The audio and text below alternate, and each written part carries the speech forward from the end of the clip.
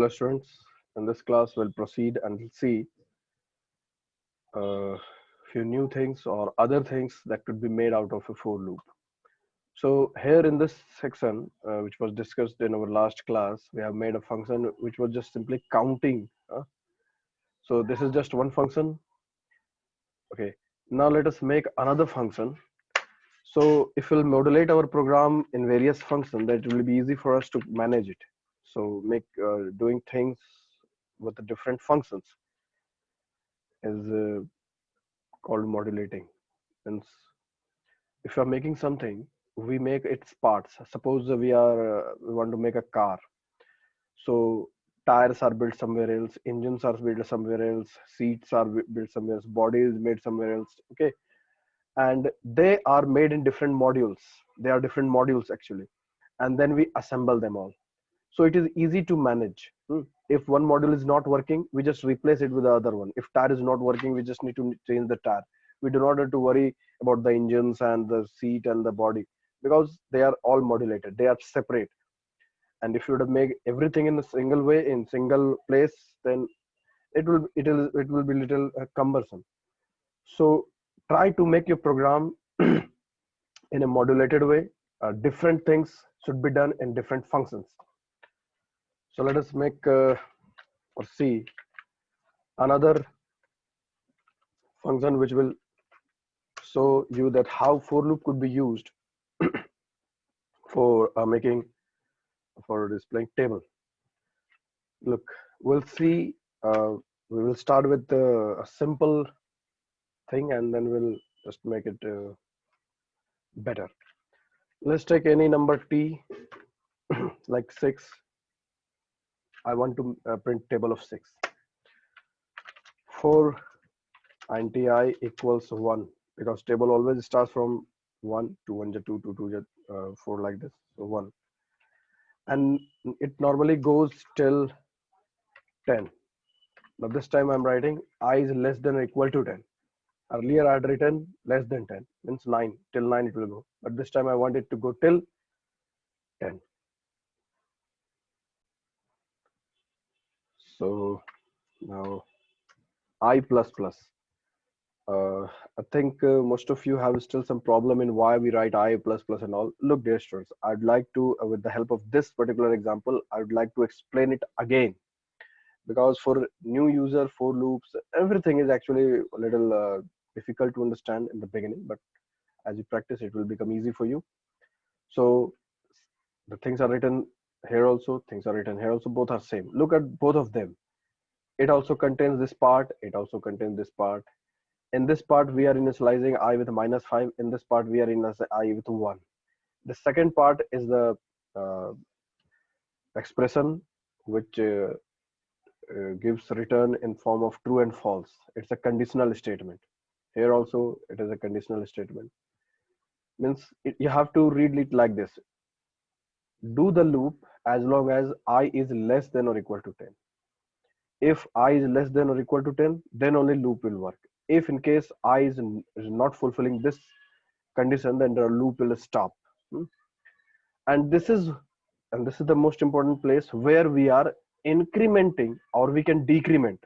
We can decrease also. We can increase as well as we can decrease. Here we are increasing the loop variable. This I is the loop variable which is controlling the loop. Here we can increase it, or we can decrease it. If we are we'll see this in our other example, how we can make a reverse loop also. So I plus plus simply means we are simply incrementing 1 in every round. Her round में हम I में 1 जोड़ रहे हैं, यानी अगर I का value 1 है, अगर क्या है, then what will happen? In the next round I will become 2, third round it will become 3, then it will become 4, and then it will be 5. Why? Because we are adding 1 in every round. So this is how the loop works. Now what?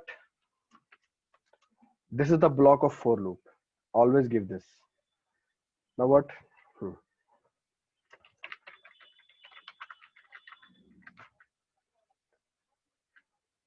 We want to print table of which number? The number which is there in the variable t. T contains 6 into what? I is 1, and second route will be 2 and like this. Okay, save it. Now for loop dot table, we are calling another function.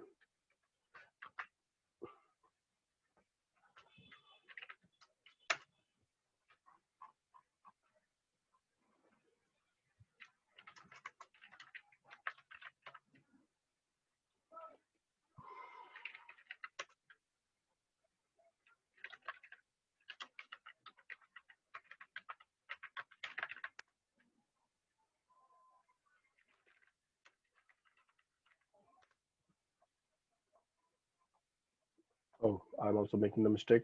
Dear students, try to understand this. It's telling that by mistake, or I just slipped out of my mind, and I just try to run this for loop named class, because the name of class is for loop and we usually do this. But it's telling that main method is not found in the for loop. Please define main method. Okay, like this. It's helping you. It's kind of runtime error. Look, we have ops, operation class, which has the main function. So we need to write what? Not for loop, because it contains only the function, not the main function. Op contain the main function. Now see, first the counting started, and counting, as you can see, it is starting from -5 and it's adding 2 every round. And we have already seen this. Now see this table. T equals 6 till this 11 is output of the counting function. From here, it's starting the this T into I. Initially, what is the value of I? That's 1. So 6 into 1, 6. In the next round, I value became 2. Why it became 2? Because we are incrementing 2 only. Sorry, 1. So I initially it was 1. In the looping, the session of looping, it became 2. So 6 to the 12, then became 3, 6 to the 18, and then became 4, 6 for the, like this it is going on. Now there are a lot of things that you can do with it. Let us try it. Just to clear out the confusions, let us use or properly use the messages. We are in table function. So it will help you to just be clear. Now using system.out.println's proper formatted output, we can do this. How? See, 6 1 just 6 if you want to print, then print 6 not 6 t, whatever the value of t is, t into, either you can put x or asterisk to I, better to give space, then equal to, better to give space, and then this you have also understood while learning how to output. It's also uploaded in the how to output video. You can see if you want to learn how I'm doing this. Now please save it and now try it. And this time we don't want this output. This output we don't want. Or let us run it also, no problem.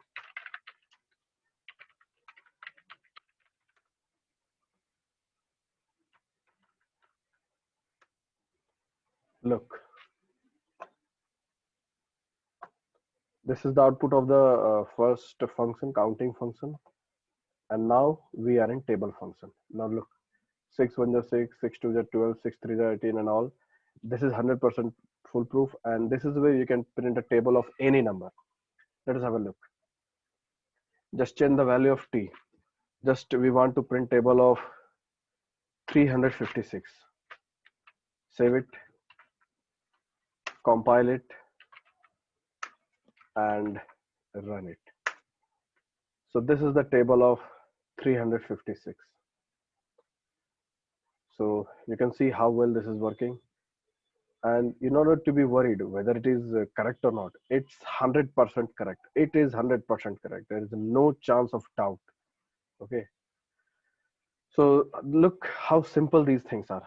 Now with the skill of making different types of functions, uh, that we have already learned in our previous class, return and argument kind of functions. We can make this even better. How? Let us see. Let us make a variable here and not here. This time what we have done, we have modified this function. I have made this function to accept an argument. Okay. Now while calling this function, we can give the argument. Okay.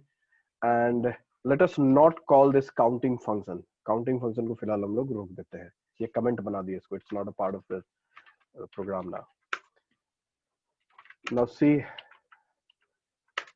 it's table of 56. Why? Because we have passed 56. 56 has become the value of t, and the rest are same. You need to watch this video once, twice, thrice. You have to practice, you have to experiment with it, and then you have to know how powerful these things are and how flexible these things are. So we can make it even better. We can write something like this, or in place of this, we can write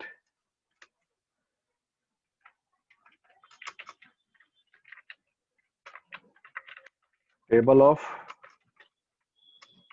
t. Now see how nicely it will work now. No need to give extra spaces.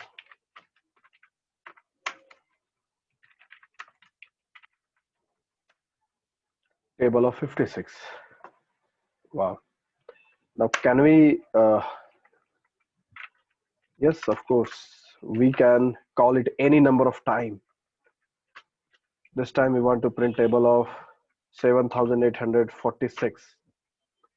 Again, first we just do this and then we see.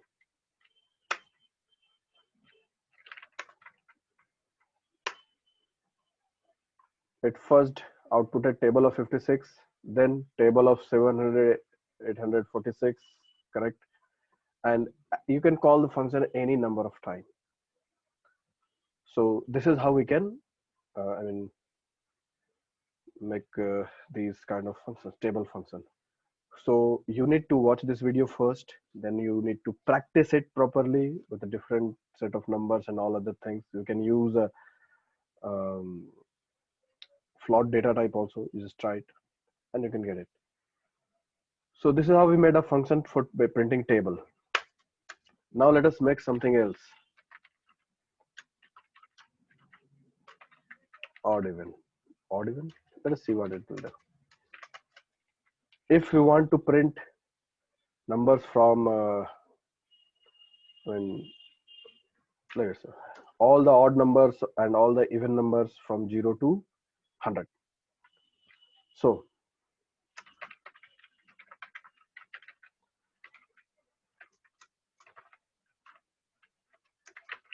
even numbers from 0 to 100.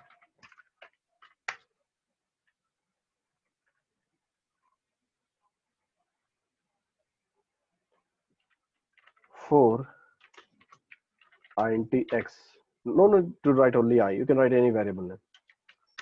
From I is equal to 0, x is less than or equal to 100, and this time what we'll do, since it is starting from 0, so what are even numbers? All the numbers which are divisible by 2. Fine. So here we'll do x plus 2.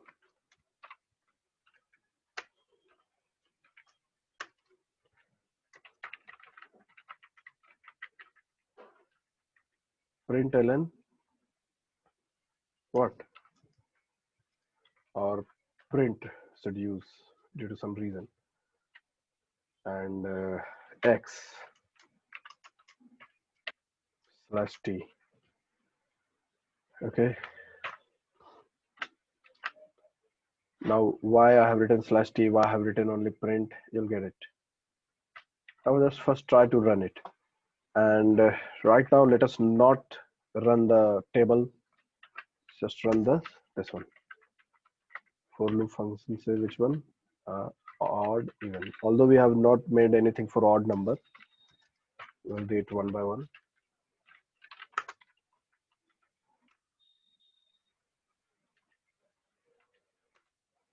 Look how well and good format, uh, in this format it's printing. Why this is happening? Because of slash t. It's printed 0.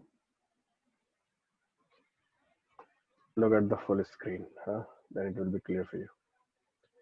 It printed 0, then slash t gave this a space, and since we are using only print, so print does what? It lets the output in the same line as long as there is space in that line.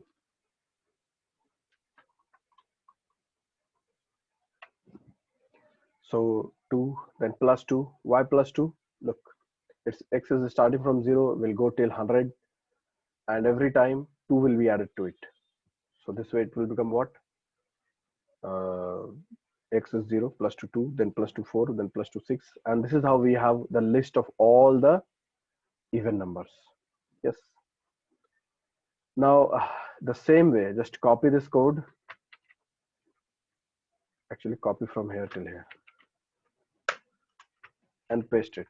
And right here, odd numbers. Odd numbers. And you just need to do what? In place of 0, just put 1. Now the loop will begin from 1, and 1 if added to 2 it will become 3, then it will be added 2 to it will become 5, then 7, then 9, and this is how we'll get list of even numbers. We already got, look, even numbers from here to here, and odd numbers starting from. This is because of print.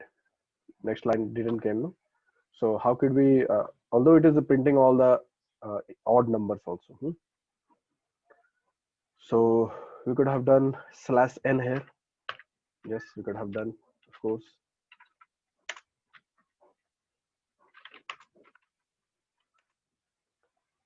So all the even numbers, all the odd numbers. So see how well the for loops can be used for finding out these things. Okay. Now let us make another program, another function actually.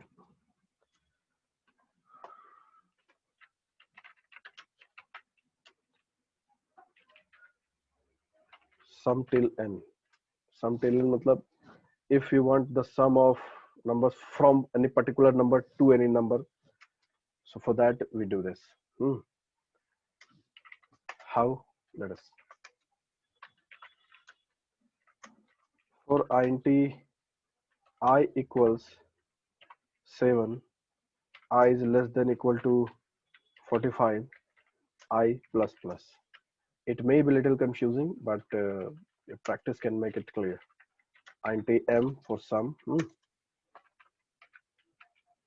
Let us have it as 0 first. M equals m plus I.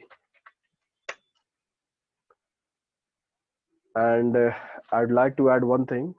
Although in the actual video of for loop where I taught how for loop works, that there I have mentioned that curly brace makes the block. But when we are not giving curly brace, then what happens? Then if you are not giving curly brace after a for loop, then only single statement is the part of loop. Only this is the part of loop. After this, there is no, those codes are not part of, they're out of code. This code that I'm going to write is out of for loop. So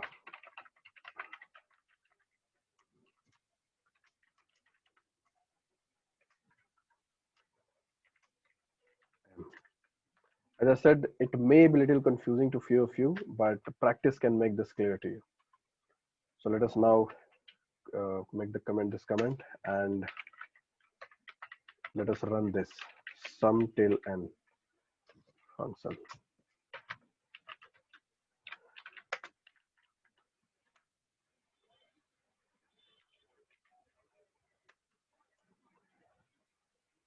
(1014). What is this 1014? Sum of all the numbers. If you add all the numbers from 7 to 45, why I have written 7? Just random number, any number. If you want sum of numbers from 0 to 100, then what? 0 to 100, you just write here, and this code, this will calculate the sum of all the numbers from 0 to 100.